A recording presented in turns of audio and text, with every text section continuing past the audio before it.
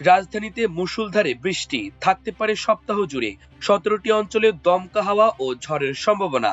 দৌলতদিয়া পাটুরিয়া রুটে নৌ চলাচল বন্ধ। যুদ্ধ শেষ হয়নি, আমরা শত্রুর গুরুত্বপূর্ণ অবকাঠামোর তালিকা করছি। ইরানি সেনাবাহিনীর কঠোর হুঁশিয়ারি। তেহরানের কখনোই পরমাণু অস্ত্র থাকা উচিত নয়, আমার চেয়েও বেশি একমত রাজা চার্লস, বললেন ডোনাল্ড ট্রাম্প। ইরানের ৩৫ ব্যক্তি প্রতিষ্ঠানের বিরুদ্ধে মার্কিন নিষেধাজ্ঞা। হুতির ঘোষণা তারা নিরপেক্ষ নয়, ইরান ও লেবাননের প্রতি সমর্থন পুনর্ব্যক্ত। যুদ্ধবিরতির মধ্যেই ফের দক্ষিণ লেবাননে ইসরায়েলি হামলা, চিকিৎসক সহ নিহত ৫। কঠোর পাল্টা পদক্ষেপ নেওয়ার হুঁশিয়ারি বৈরুতের। জাতিসংঘকে ইসরায়েলের বিরুদ্ধে দৃঢ় পদক্ষেপ নেওয়ার আহ্বান তেহরানের। ঢাকা আইনজীবী সমিতি নির্বাচনে ভোট গ্রহণ শুরু, চলবে বিকাল ৫টা পর্যন্ত। চলতি সপ্তাহের শুরু থেকে ভারী বৃষ্টি শুরু হয়েছে রাজধানী ঢাকায়। গতকাল মঙ্গলবারের আকাশও রাত থেকে ঘন মেঘে ঢাকা ছিল। ভোর হতেই হঠাৎ করে নামে হালকা বৃষ্টি, এরপর শুরু হয় প্রবলভাবে, যা দ্রুতই নগর জীবনে প্রভাব ফেলে। যদিও এই বৃষ্টি গরম থেকে কিছুটা স্বস্তি এনে দেয়, তবে সকালে কাজে বের হওয়া মানুষের জন্য তা হয়ে ওঠে বড় ধরনের ভোগান্তির কারণ। অনেকেই ভিজে অবস্থায় গন্তব্যে পৌঁছাতে বাধ্য হয়, ফলে সড়কে যানবাহনের গতি কমে যায় এবং বিভিন্ন এলাকায় জলাবদ্ধতা দেখা দেয়। এদিকে আবহাওয়া অধিদপ্তর জানিয়েছে, সকাল ৯টার মধ্যে ঢাকা সহ দেশের অন্তত ১৭টি অঞ্চলে দমকা হাওয়া ও ঝড়ের সম্ভাবনা রয়েছে। পূর্বাভাস অনুযায়ী পশ্চিম বা উত্তর পশ্চিম দিক থেকে ঘন্টায় ৩৫ থেকে ৬০ কিলোমিটার বেগে বাতাস বইতে পারে। পাশাপাশি বজ্রসহ বৃষ্টির আশঙ্কাও রয়েছে। যেসব এলাকায় এই পরিস্থিতি দেখা দিতে পারে তাদের মধ্যে রয়েছে রংপুর, দিনাজপুর, রাজশাহী, পাবনা, বগুড়া, টাঙ্গাইল, ময়মনসিংহ, ঢাকা, ফরিদপুর, খুলনা, বরিশাল, পটুয়াখালী, নোয়াখালী, কুমিল্লা, চট্টগ্রাম, কক্সবাজার ও সিলেট। এসব অঞ্চলের নদীবন্দরগুলোকে ১ নম্বর সতর্ক সংকেত দেখাতে বলা হয়েছে, যাতে নৌযানগুলো সাবধানে চলাচল করে। আবহাওয়া অফিস আরো জানিয়েছে, দুপুর পর্যন্ত আবহাওয়ার খুব একটা উন্নতি নাও হতে পারে। দুপুর ১টা পর্যন্ত বজ্রসহ বৃষ্টি ও দমকা হাওয়ার প্রবণতা অব্যাহত থাকার আশঙ্কা রয়েছে। বিশেষ করে দেশের উত্তর, মধ্যাঞ্চল এবং উপকূলীয় এলাকায় ঝুঁকি বেশি থাকতে পারে। বৈরী আবহাওয়ার কারণে নদী উত্তাল হয়ে যাওয়ায় দৌলতদিয়া পাটুরিয়া নৌ রুটে ফেরি চলাচল সাময়িক বন্ধ রয়েছে। বুধবার সকাল ৭:৩০টার দিকে আবহাওয়া খারাপ হয়ে যাওয়ায় ফেরি চলাচল বন্ধ করে দেয় ঘাট কর্তৃপক্ষ। সংঘাত নিরসনে পাকিস্তানি মধ্যস্থতাকারীর কাছে পররাষ্ট্রমন্ত্রী আব্বাস আরাকচির জমা দেওয়া নতুন প্রস্তাবের বিষয়ে যুক্তরাষ্ট্রের আনুষ্ঠানিক প্রতিক্রিয়ার প্রত্যাশার মধ্যেই ইরানি সেনাবাহিনী সতর্ক করেছে যে যুদ্ধ শেষ হয়নি। সেনাবাহিনীর মুখপাত্র মোহাম্মদ আকরামি নিয়া আজ বলেছেন যে তার দেশ যুক্তরাষ্ট্র ও ইসরায়েলের সঙ্গে যুদ্ধ শেষ হয়ে গেছে বলে মনে করে না এবং পরিস্থিতিকে এখনো যুদ্ধাবস্থা হিসেবেই মোকাবেলা করছে। স্থানীয় গণমাধ্যমের প্রতিবেদন অনুযায়ী তিনি আরো বলেন যে সামরিক বাহিনীর লক্ষ্যবস্তু, প্রশিক্ষণ এবং সরঞ্জাম হালনাগাদ করা হয়েছে। মোহাম্মদ আকরামি উল্লেখ করেন, হরমুজ প্রণালীর পশ্চিম দিক বিপ্লবী রক্ষী বাহিনীর নিয়ন্ত্রণে রয়েছে আর পূর্ব দিক নিয়মিত সেনাবাহিনীর নিয়ন্ত্রণে। তিনি সতর্ক করে বলেন যে শত্রু যদি নতুন কোনো হামলা চালায় তবে তাকে নতুন সরঞ্জাম, পদ্ধতি এবং ময়দানের মুখোমুখি হতে হবে এবং জোর দিয়ে বলেন যে তেহরান এর কঠোর জবাব দেবে। যুক্তরাষ্ট্র সফররত যুক্তরাজ্যের রাজা তৃতীয় চার্লসের সম্মানে আয়োজিত নৈশভোজে ইরান পরিস্থিতি নিয়ে কথা বলেছেন মার্কিন প্রেসিডেন্ট ডোনাল্ড ট্রাম্প। হোয়াইট হাউসের এক অনুষ্ঠানে দেওয়া বক্তব্যে ট্রাম্প বলেন, ইরান যাতে কখনোই পরমাণু অস্ত্র তৈরি করতে না পারে সে বিষয়ে রাজা চার্লস তার সঙ্গে একমত পোষণ করেছেন।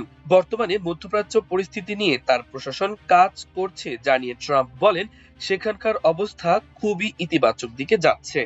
বক্তব্যে ইরানকে প্রতিপক্ষ হিসেবে উল্লেখ করে মার্কিন প্রেসিডেন্ট বলেন, আমরা সামরিকভাবে ওই নির্দিষ্ট প্রতিপক্ষকে পরাজিত করেছি, আমরা কখনোই তাদের পরমাণু অস্ত্র হাতে পেতে দেব না। এ বিষয়ে রাজা চার্লস আমার চেয়েও বেশি একমত। এদিকে ইরানের ছায়া ব্যাংকিং ব্যবস্থার সঙ্গে সম্পৃক্ত ৩৫ ব্যক্তি ও প্রতিষ্ঠানের বিরুদ্ধে নিষেধাজ্ঞা আরোপ করেছে যুক্তরাষ্ট্রের অর্থ বিভাগ। যুদ্ধ বন্ধের আলোচনায় দেখা দেওয়া অচলাবস্থার মধ্যে নতুন করে এই নিষেধাজ্ঞার ঘোষণা দেওয়া হয়েছে। মার্কিন অর্থমন্ত্রী স্কট বেসেন্ট বলেন, নিষেধাজ্ঞার আওতায় আনা ব্যক্তি প্রতিষ্ঠানগুলোর মাধ্যমে কয়েক হাজার কোটি ডলারের অবৈধ তহবিল স্থানান্তর হয়েছে আর এসব অর্থ ইরানের সন্ত্রাসী কর্মকাণ্ডকে সহায়তা করেছে। ইয়েমেনের হুতি বিদ্রোহীরা ওমান উপসাগরে যুক্তরাষ্ট্রের দস্যুবৃত্তির নিন্দা জানিয়েছে এবং বলেছে ইরানি বাণিজ্যিক জাহাজের ওপর হামলা ও সেগুলোর নাবিকদের আটক করা আন্তর্জাতিক আইন লঙ্ঘন করে। এক বিবৃতিতে হুতি পররাষ্ট্র মন্ত্রণালয় বলেছে, যুক্তরাষ্ট্রের কর্মকাণ্ড সরবরাহ ব্যবস্থা ও জাহাজ চলাচল ব্যাহত করে এবং খাদ্য ও জ্বালানির দাম বাড়িয়ে দিয়ে বিশ্বকে একটি বড় মূল্য দিতে বাধ্য করেছে। তবে মন্ত্রণালয়টি বলেছে তারা হরমুজ প্রণালীতে ইরানের আপরিত নিশ্চিত করে। বিবৃতিতে আরো সতর্ক করা হয়েছে, ইরান, লেবানন ও ফিলিস্তিনের বিরুদ্ধে চলমান হামলার বিষয়ে ইয়েমেন নিরপেক্ষ নয় এবং এ বিষয়ে তাদের অবস্থান স্পষ্ট, প্রকাশ্য ও দ্ব্যর্থহীন। হুতিরা এর আগে ইরানের বিরুদ্ধে যুদ্ধের জেরে ইসরায়েলের দিকে ক্ষেপণাস্ত্র নিক্ষেপ করে এবং হুঁশিয়ারি দেয়, সংঘাত চলতে থাকলে তারা লোহিত সাগর ও সুয়েজ খালের দিকে যাওয়া বাব আল মানদেব প্রণালী বন্ধ করে দিতে পারে। যুদ্ধবিরতির মধ্যে দক্ষিণ লেবাননে ইসরায়েলি সামরিক বাহিনী আরো কয়েক ডজন বিমান হামলা চালিয়েছে, যার মধ্যে কয়েকটি তাদের তথাকথিত ইয়েলো লাইনের উত্তরে চালানো হয়েছে। এই অঞ্চলটি ইসরায়েলি সেনারা নিয়ন্ত্রণ করার চেষ্টা করছে। লেবাননের স্বাস্থ্য মন্ত্রণালয় নিশ্চিত করেছে এই হামলাগুলোর একটিতে ৫ জন নিহত হয়েছেন, যাদের মধ্যে ৩ জন বেসামরিক প্রতিরক্ষা কর্মী ছিলেন যারা পূর্ববর্তী একটি হামলায় বেঁচে যাওয়ার উদ্ধারের চেষ্টা করেছিলেন। প্রধানমন্ত্রী নওয়াফ সালাম এই হামলার নিন্দা জানিয়েছেন এবং এটিকে লেবাননে একটি নতুন যুদ্ধাপরাধ বলে অভিহিত করেছেন। তিনি বলেছেন যে ইসরায়েলি সামরিক বাহিনীকে যুদ্ধবিরতি মেনে চলতে বাধ্য করার জন্য তারা সম্ভাব্য সব পদক্ষেপ নেবেন। ইসরায়েলি সামরিক বাহিনী গোলাবর্ষণ এবং ধ্বংসযজ্ঞ অব্যাহত রেখেছে। বিশেষ করে বিন্ট জেবেইল ও আল কান্তারা শহরে ব্যাপক বিস্ফোরণ দেখা গেছে। তারা বাড়িঘর ভাঙাও অব্যাহত রেখেছে। অন্যদিকে হিজবুল্লাহ ইসরায়েলি সরঞ্জাম ও সৈন্যদের লক্ষ্যবস্তু বানাতে ক্রমবর্ধমানভাবে ড্রোন ব্যবহার করছে। আজও লেবাননের টাওয়ার শহর থেকেও রকেট ছোড়া হয়েছে, যার ফলে উত্তর ইসরায়েলে সাইরেন বেজে ওঠে।